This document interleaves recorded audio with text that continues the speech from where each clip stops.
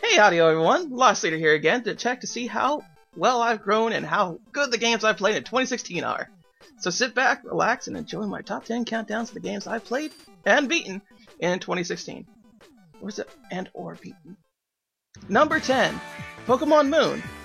Pokemon Sun and Moon has the most horrible, god-awful 0 out of 10. What is this tutorial-based garbage? I can't believe they made this game for stupid dumb babies. Piece of trash wrapped in several piles of puke, vomited, carried by a skunk-braided, non-washing teenager. Beginning of a game I've ever seen.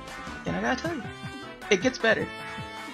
It's still the same old Pokemon you know and love. Get a starter, catch a Pokemon, battle with them, play with them, feed them, and earn badges.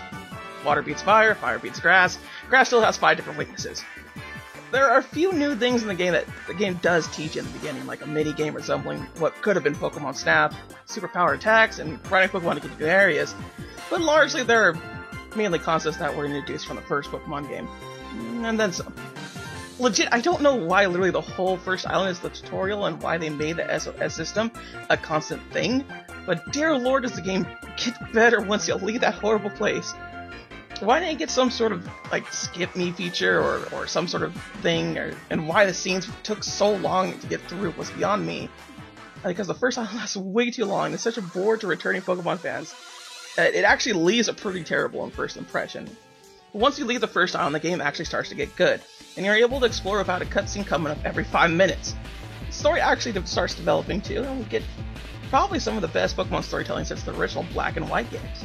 Even the main cast of characters you constantly interact with get some sort of development throughout the game. Special shout out to Lily for being a perfect cinnamon roll. All new Pokemon designs are peak great too, given some of the most bizarre, cutesy, and cool Pokemon this side of this gen. And although Alola forms really help make some of Kanto's previous debut Pokemon a little more competitive and a little cooler. Well, most of them.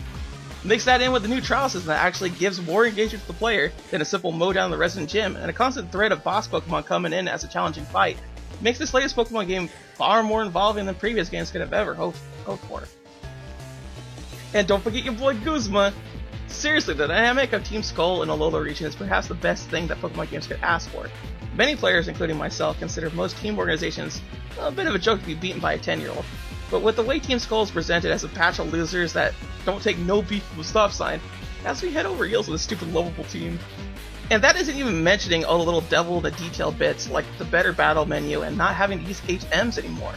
In general, Pokemon Sun and Moon are still great games, but they're bogged down by their terrible intros, and that's why it's at the bottom of this list.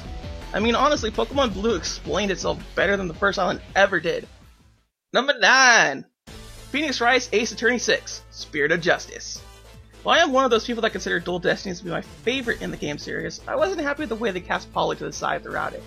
Thankfully, Spirit of Justice rectifies this by focusing a lot of the attention on Apollo this time around. And while it was sad they had to push Athena in the background, it was pretty necessary so Apollo could have some limelight. Ace Attorney 6, of course, still follows standard protocol for the Ace Attorney series. Ace Attorney 6, of course, still follows standard protocol for the Ace Attorney game.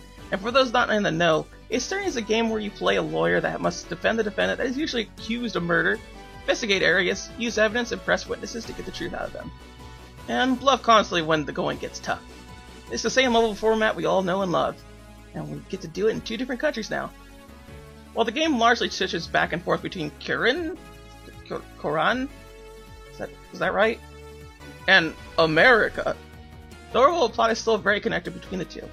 So much so the last case also has you going to both of the countries. Personally, I don't feel like the majority of the cases have much weight on them, but the cases you get back in America land were easily some of the best cases in Ace Attorney history.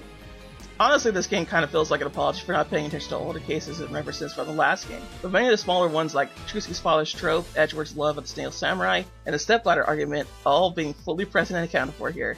And it's just really nice to see the whole world building actually becoming fruitful in each case.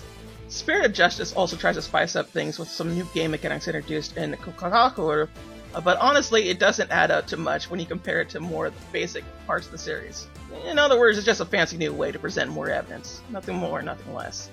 Overall, I put a tagline of Apollo Justice 2 on this game because it really does let Polly shine the most. It actually makes him a great character, which when you think about it, the first Apollo Justice didn't even do. Largely, that's where this game really does shine. I must state this again, but this game is more of a love letter to fans than previous Ace Attorney games have been before. well-deserving sequel, and entry for this list overall. Number 8, Zero Time Dilemma. I think this will surprise some people that have actually played or heard about this game before. And honestly, I really did enjoy this game. Zero Time Dilemma was supposed to close the Zero Escape arc, or saga, or chapter, or whatever it was called for good. And while the ending, much like The Sopranos, left people hanging, my reason for why this game is here is not for its ending, or beginning as it were. The Zero Escape series, for those that don't know, is about a group of people placed in a type of locked room game, where they have to use puzzles to figure their way out. Often by solving these puzzles they find out more of why they, as a group, are locked up in this situation and come one step closer to unlocking the bigger door toward freedom. Where I think Zero Time Dilemma really shines is exactly in the middle, where you as a player are trying to figure out what is going on and trying to match fragments with the overall story. The game can be really hairy with its pseudoscience, and it takes a lot of liberties that will make a lot of people question the logic to begin with. But honestly, it's all the tension and of drama and constant theories of said pseudoscience that the original 999 got me hooked on. The game sports an amazing soundtrack that really keeps you on edge the whole time, and some great voice acting that ties all the drama and going-ons together. And the puzzles are also some of the best in the series, as I was able to use most of my wit when it came to solving them, unlike the first two when I had to constantly look for a solution because of how obtuse those games were with their puzzles. Like, who knows how to do Sudoku? I know the game doesn't outright look good, but the character models do grow on you, and you get used to the way the camera constantly pans back and forth. There's a lot of problems with the way the game ends though, and a lot of the characters not developing properly or explained haphazardly. But really there's enough there to discuss away plot holes and theories as to why things turned out the way they did. I don't think this game is better than the original 999 though, and about on par with VLR, as the ending really does damper the overall experience you have with it. Regardless, I spent a lot of time glued to this game both on my 3DS and eventually on my Vita copy as well. Overall, this game was good enough for me to double dip, and certainly earns its spot on the list. Number 7, Eternal Sonata. This game was a bit of a struggle to put on here because I honestly don't know how I feel about this game. At first I tell you it was one of the best games on the PS3, but playing further into it experienced a weird sort of fatigue and harshness towards it. Not to mention the game keeps doing that hand and arm thing. It gets surprisingly annoying, trust me. But what I settled on is I would want people to play more of this game because of how uniquely different it is compared to most other games. The game follows the last would-be dream of Chopin, the Polish composer. Yes, that one. And the adventures of Polka and the people she meets along the way. While most of the game's story seems to be some sort of allegory for the events that happen in Chopin's life, I can't help but feel near the end it just turned into a bit nonsensical. Like there wasn't enough money in the budget to properly explain the rest of the story, and what was already added content in the PS3 version. RIP 360 users. It also doesn't help that near the end, there's two specific fights that are largely way out of place in terms of difficulty, and it gets really frustrating. But largely I walked out of this game with a different sort of experience, and honestly I think that's why it deserves the praise I'm giving it now. I'll tell y'all right now the cutscenes are long, roughly sometimes 20 minutes or so, and for the most part it's just people just standing around and talking. There's that arm thing again. But there is just something uniquely charming about this game has to offer. The combat is more so what I imagine Tales of games combat should be. A slow introduction throughout the game to show how fast combat can go, and the proper way to manage your times and attacks. The visuals are amazing for what is essentially one of the first PS3 and Xbox 360 games, and the music is just great all around, especially how these sample Chopin's work. And really that's what I want to highlight here. The majority of my experience with this game was a great time. I was invested in the story and in hopes I could interpret what it was all meaning.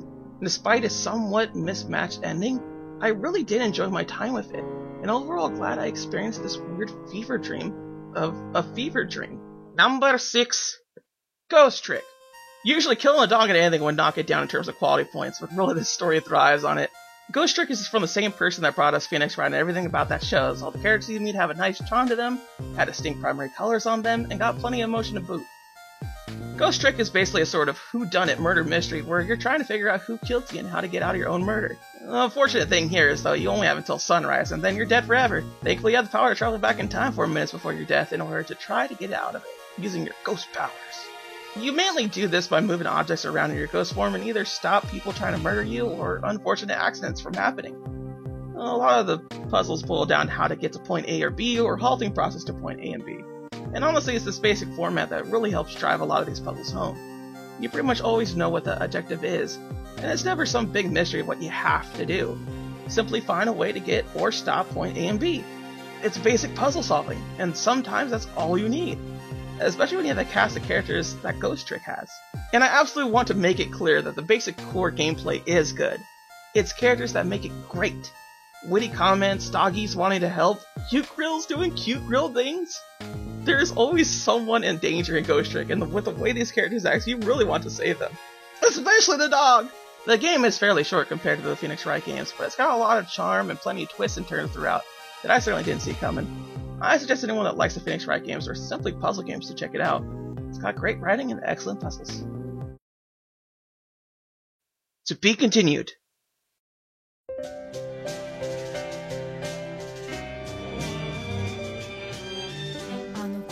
小さな僕が見上げる空はほん